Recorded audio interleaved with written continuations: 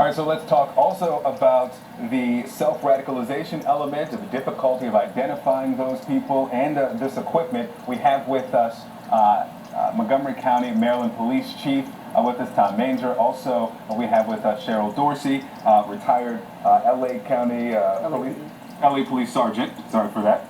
And let's talk first with you, Cheryl, about the equipment, because that was criticized in Ferguson. Now, let's point out the distinction here. That was being used in protests of civilians. They were used this week against terrorists who were killing people inside the IRC. But what's your view on the need for those and, I guess, training on when to use those? Obviously, the equipment that was used this week was necessary. And so as a police officer, we always want to have the position of advantage. It's a little bit different when you're going against protesters versus potential terrorists.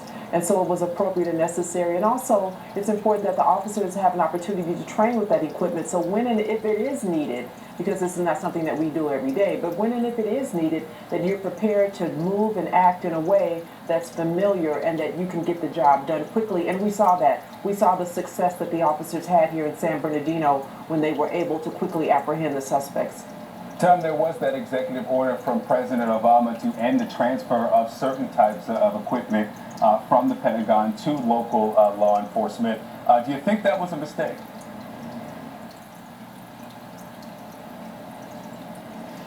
Well, I'm not sure that. Yes, I can. Okay. You know, most large agencies have those kinds of vehicles, and I think that as long as we're using them appropriately, and really there's two reasons to use those vehicles. It's to get officers from point A to point B when it's not safe to be in that area, and it's also they need to be used to recover injured individuals. In fact, the primary use for these vehicles is to recover injured and folks that are in a location where it's not safe to be. We all, I think, cringed when we saw the photo of the officer in that armored vehicle in Ferguson pointing the rifle at the protesters.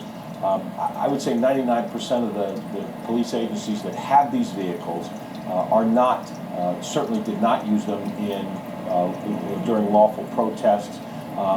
We use those vehicles. We have 3 of them in our police department. We use them to get our SWAT officers into a location where there's an active shooter, where there's a threat of an explosive device, where we have injured folks in an area where it's not safe for police or fire rescue to go in and get them. So let me discuss with both of you. I mean, we're hearing these statements from the FBI, but having been with local police and you in Montgomery County, you are directly with the people every day. They may not see FBI agents every day. And we're hearing from the president on down, see something, say something. If the FBI in this case didn't see anything that elevated these two to an investigation of any type, what should people who are not trained be looking for? Well, you know, we've heard reports from at least one neighbor who saw something that was a little unsettling about the 2 shooters, but she opted not to say anything because she didn't want to seem like she was racially profiling. So I think it's important for the public to err on the side of caution. If you see anything, no matter how insignificant, report it, and then allow the authorities to give that information the import that they think it deserves. Yeah, Tom, that is a real fear, that you don't want to seem as if you are racially profiling. This woman, we heard from the neighbor, and I heard that same discussion, that she saw something that made her feel a little uneasy. What's the line? I mean, what advice can you give people? Well, we're currently working with the school system. We're working with the faith community. We're working with the mental health community to try and educate them about what the red flags are. And of course, none of those red flags involve, an individual's race, their ethnicity, their religion. We're looking at, and we're trying to teach the community to look at behaviors. And when you see someone who begins talking about some radicalized behavior, when you see someone who is obsessed with guns, when you see someone who is displaying... But these two didn't talk about that at all. I hate to jump in, Tom, but these two didn't talk about anything. And those are the ones that are the most difficult to detect, and those are the ones I think that we're always going to have a real difficulty in identifying before they actually do something.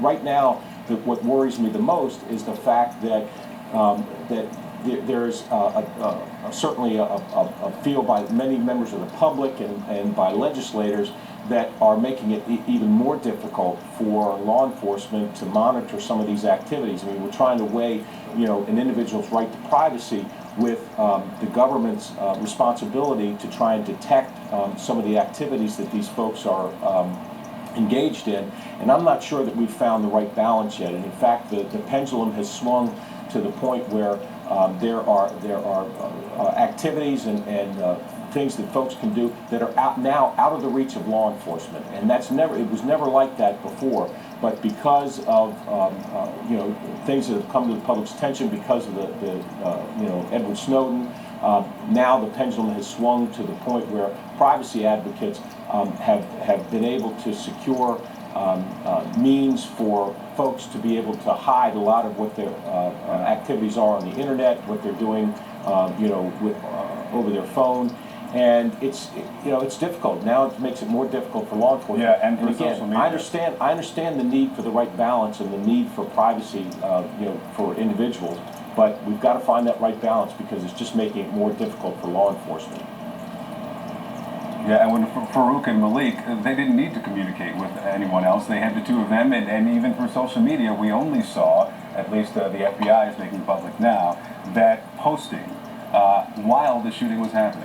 Right, and while we understand that law enforcement officials have guidelines, policies, and procedures that they have to follow, the public is not held to that same standard. And so I think it's imperative for neighbors and friends and family, if you hear something, if you see something, to certainly say something. All right, Cheryl Dorsey, Tom Manger, thank you both. All right.